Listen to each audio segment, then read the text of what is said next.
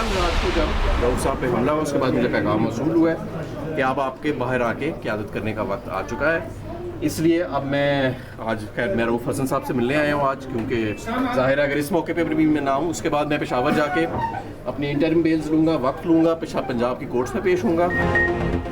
तहरीक इंसाफ के रहनुमा हमाद अजहर ने रूपोशी ख़त्म कर दी। इस्लामाबाद में पार्टी के मरकजी सेक्रेटेरिएट पहुँचे। मीडिया से गुफ्तगू में कहा, कल मुझे बानी PTI का पैगाम मौसूल हुआ कि अब आपके बाहर आने का वक्त हो गया। बोले यहाँ से पेशावर जाकर क़ब्ल अज़ गिरफ्तारी जमानत लेकर अदालत पेश होऊंगा।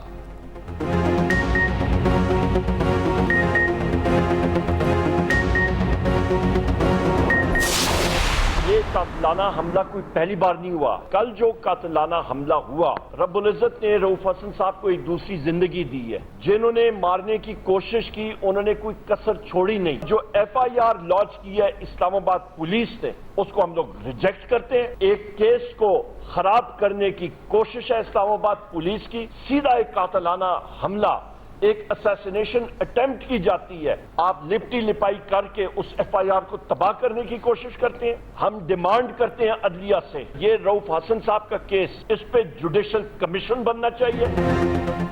PTI का रऊफ हसन पर हमले की तहकीकात के लिए जुडिशल कमीशन बनाने का मुतालबा, हमले की FIR भी मुस्तरद कर दी।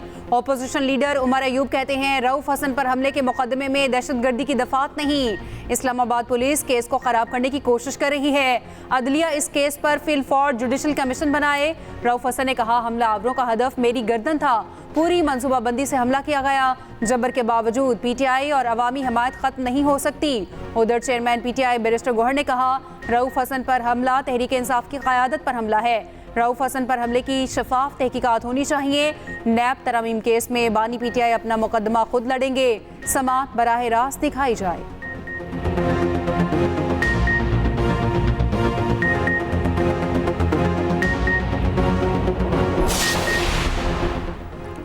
रऊफ हसन पर हमले के जिम्मेदारों को अंजाम तक पहुंचाएंगे। विफाकी वज़ीर कानून आज़म नज़ीर तारड़ का सेनेट में इजहार ख्याल, कहा तहकीकाती कमेटी बना दी है, जल्द मुल्जिमान की शनाख्त हो जाएगी।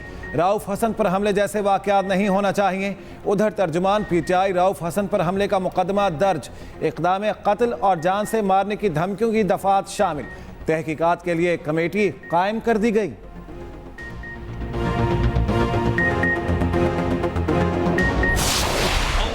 ईरानी सदर और रफ़क़ा की नमाज जनाजा तेहरान में अदा। नमाज जनाजा ईरानी सुप्रीम लीडर आयतुल्लाह ख़ामनाई ने पढ़ाई। शिरकत के लिए आवाम का समंदर, ख़वातीन की बड़ी तादाद मौजूद। तदफीन कल मशहद में इमाम अली रज़ा के रोज़े के अहाते में की जाएगी। उधर वज़ीर आज़म शहबाज शरीफ वज़रा के हमरा तेहरान पहुँच गए। ईरान के अबूरी सदर मोहम्मद मक़बर और दीगर हुक्काम के साथ मुलाकात। इब्राहिम रईसी और दीगर की शहादत पर इज़हार ताज़ियत। उधर गवादा सिंध की इस्लामाबाद में ईरानी सिफारत खाने आमद। कामरान टेसूरी की ईरानी सफ़ीर से मुलाकात। इब्राहिम रईसी के इंतकाल पर ताज़ियत की।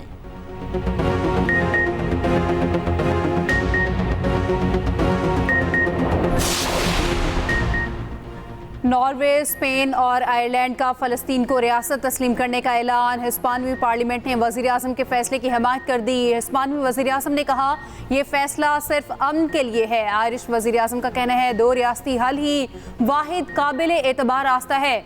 नॉर्वेजन वज़ीर आज़म ने कहा, मशरिक़ वस्ता में अमन के लिए फ़लस्तीन को रियासत तस्लीम करना ज़रूरी है। सऊदी अरब, उर्दन, हमास और फ़लस्तीनी अथॉरिटी का फैसले का खैर मकदम। इसराइल नाखुश, तीनों ममालिक से सफ़ीर वापस बुलाने का ऐलान। उधर गजा में इसराइल की बमबारी जारी, मज़ीद 20 फ़लस्तीनी शहीद।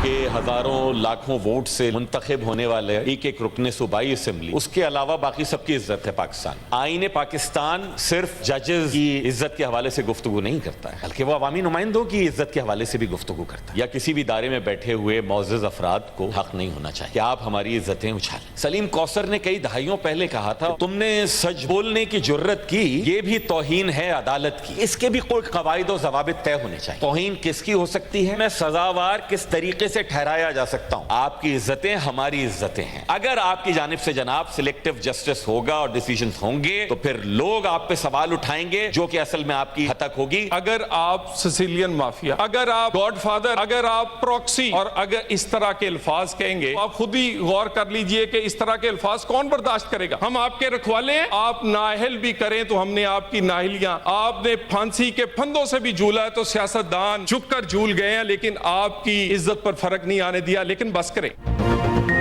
सेनेटर फैसल सब्जवारी और सेनेटर तलाल चौधरी की अदलिया पर तनकीद। MKM रहनुमा ने कहा, लाखों वोट लेने वालों के अलावा बाकी सबकी इज्जत है। आइन सिर्फ जजेस की नहीं, अवामी नुमाइंदों की इज्जत की भी बात करता है। यहाँ तौहीन का खेल खेला जा रहा है। इदारों में बैठे लोगों को हक नहीं कि वो हमारी इज्जतें उछालें। इनफरादी और मुश्तरका इज्जतों को उछालने का हक किसी को नहीं। टीवी पर सुबह से शाम तक रिमार्क्स का खेल चलता है। तौहीन किसकी हो सकती है और किसकी नहीं, तायुन होना चाहिए। इस ऐवान का नुमाइंदा अपने लोगों की प्रॉक्सी है। तलाल चौधरी ने कहा, खास कारकुनों को सिलेक्टिव तौहीन अदालत का निशाना बनाया जा सकता है। अदालत अपना वक़ार अपने फैसलों से बुलंद करे। अगर आप सिसिलियन माफिया, गॉडफादर और प्रॉक्सी के अल्फाज इस्तेमाल करेंगे तो कौन बर्दाश्त करेगा।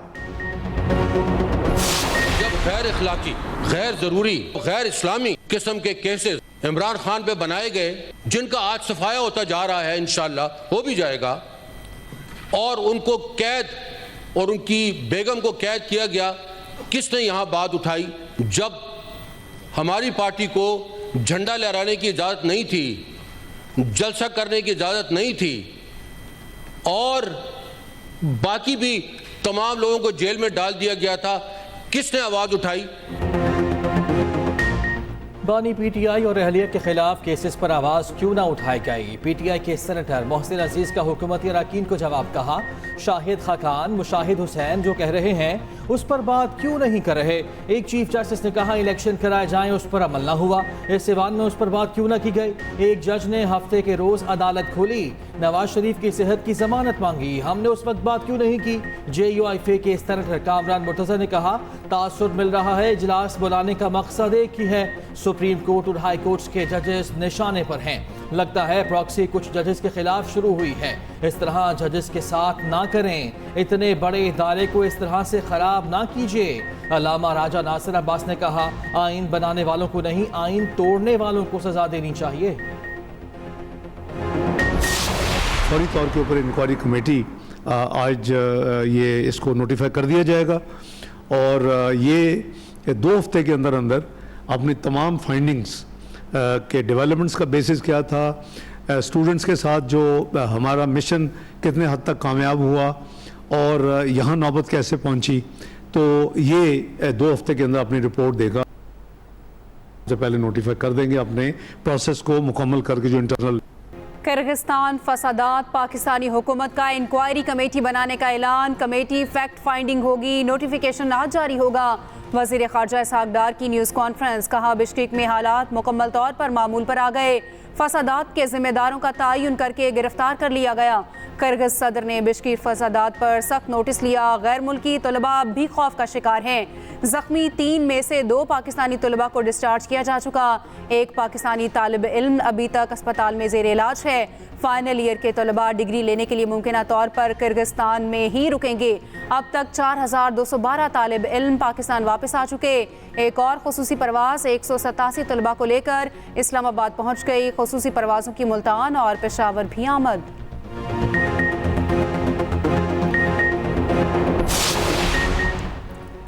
पाकिस्तान वन चाइना उसूल पर कारबंद। ताइवान चीन का हिस्सा है, इसके सिवा कोई रास्ता नहीं। सदर मुमलिकत आसिफ अली जरदारी का पाकिस्तान में चीनी मीडिया को इंटरव्यू, कहा पाकिस्तान हमेशा चीन के साथ खड़ा रहेगा। पाकिस्तान चीन के बुनियादी मुफादात का तहफ़्फ़ुज़ करेगा। पॉलिसियों का तसलसल चीन की मुआशी कामयाबियों की अहम वजह है। पाकिस्तान चीन के तरक्याती अमल में मज़ीद शामिल होने की उम्मीद रखता है।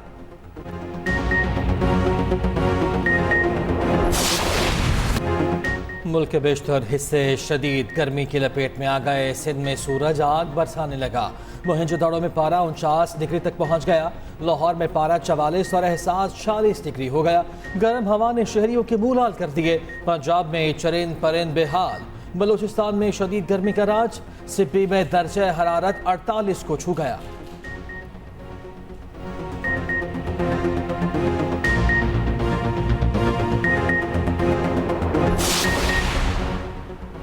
गर्मी के साथ लोड शेडिंग में भी इजाफा। बिजली का शॉर्टफॉल 5,845 मेगावाट तक पहुंच गया। ज़राए के मुताबिक शहरी इलाकों में लोड शेडिंग का दौरानिया 4 से 6 घंटे हो गया। देहात में 6 से 8 घंटे की लोड शेडिंग जारी। उधर कराची में लोड शेडिंग ने शहरियों का पारा हाई कर दिया। रात गए मुश्तिल मुजाहिरीन का सुरजानी पावर हाउस पर धावा। अवाम ने शदीद पथराव भी किया। वीडियो सोशल मीडिया पर वायरल।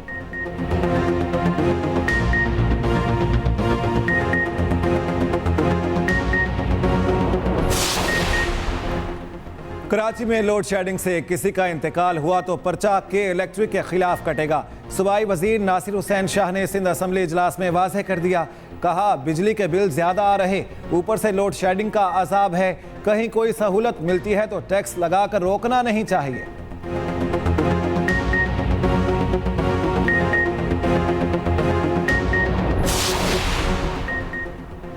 वज़ीर आला पंजाब मरियम नवाज की अचानक रावलपिंडी आमद। नूर खाने बेस से सीधी होली फैमिली अस्पताल पहुंची।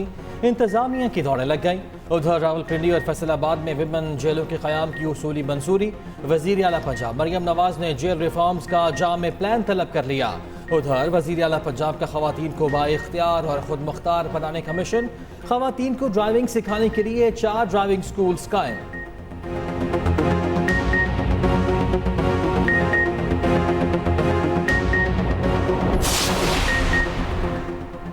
मुल्की मैशत के हुजम और पाकिस्तानियों की फीकस आमदन में इजाफा। हुजम 341 अरब डॉलर से बढ़कर 375 अरब डॉलर तक पहुंच गया। रवा माली साल 34 अरब डॉलर का इजाफा रिकॉर्ड। मुल्की मैशत का मजमूई हुजम 106 खरब 45 अरब रुपए रिकॉर्ड। पाकिस्तानियों की माहाना फीकस आमदन 7,544 रुपए तक बढ़ गई।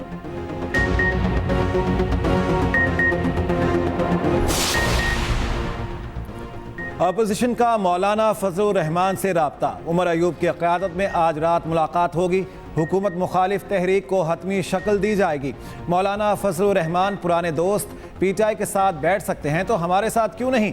हुकूमत के साथ मिलकर पाकिस्तान के मसाइल हल कर रहे हैं। कायम मकाम सदर यूसुफ रजा गिलानी का दौरा कराची। मज़ार कायद पर हाज़री। फातिहा खानी की मीडिया से गुफ्तगू में बोले, पाकिस्तान में मसाइल हैं, मुल्क के लिए सबको एक टेबल पर बैठना होगा। उधर यूसुफ रजा गिलानी की पीपी चेयरमैन बिलावल भुट्टो जरदारी से मुलाकात। मुल्क की सियासी सूरत हाल पर तबादला ख्याल।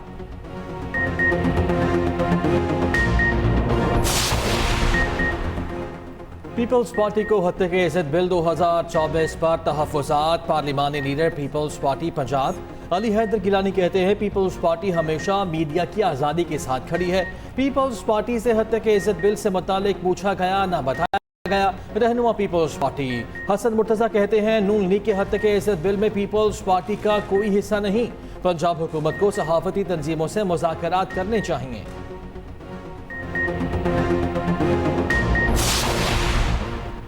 सहाफ़ती तंजीमों ने हत्या के इज़्ज़त बिल मुस्तरद कर दिया। काला कानून करार। ज्वाइंट एक्शन कमेटी का अदालत से रुजू करने का ऐलान। CPNE, MN, PBA, APNS और PFUJ की ज्वाइंट एक्शन कमेटी का वर्चुअल इजलास। बिल के खिलाफ जिद्दोजहद को आगे बढ़ाने का फैसला। बिल को लाहौर हाई कोर्ट में चैलेंज किया जाएगा। एहतजाज, मुजाहिरों और धरनों समेत हर ऑप्शन पर अमल होगा।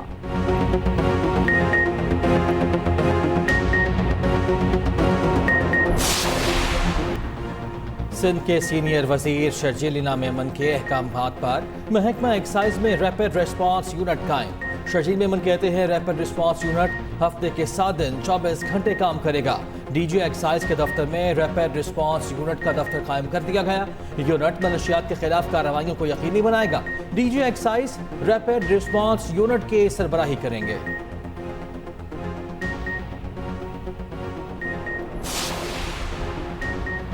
पाकिस्तान की नेशनल स्पेस एजेंसी स्पार्को का multi mission communication satellite launch करने का ऐलान। पाक सेट MM-1 30 मई को शीचैंग लॉन्च सेंटर चीन से भेजा जाएगा। तर्जुमान स्पार्को हसाम खान ने कहा, कौमी खलाई प्रोग्राम 2047 के तहत सैटेलाइट लॉन्च करने पर खुशी है। मंसूबा अवामी जमहूरिया चीन और पाकिस्तान के दरमियान तकनीकी ताउन की अलामत है।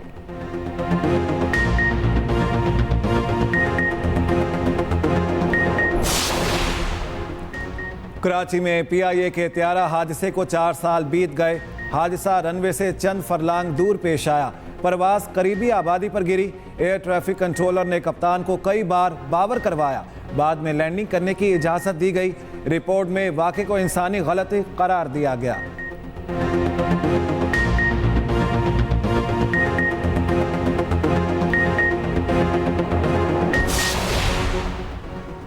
ग्रीन शर्ट्स का इंग्लैंड के खिलाफ पहला इम्तिहान, पहला T20 मैच आज लीड्स में खेला जाएगा। मैच पाकिस्तानी वक्त के मुताबिक रात 10:30 बजे शुरू होगा।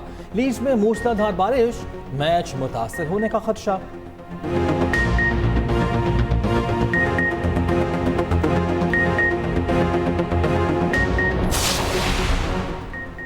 T20 वर्ल्ड कप से पहले मेजबान अमरीकी टीम ने खतरे की घंटी बजा दी। टॉप 10 रैंकिंग की बांग्लादेश टीम को 5 विकेटों से शिकस्त दे दी। ह्यूस्टन में 3 मैचेस की सीरीज, पहले मैच में US टीम ने अपसेट कर दिया।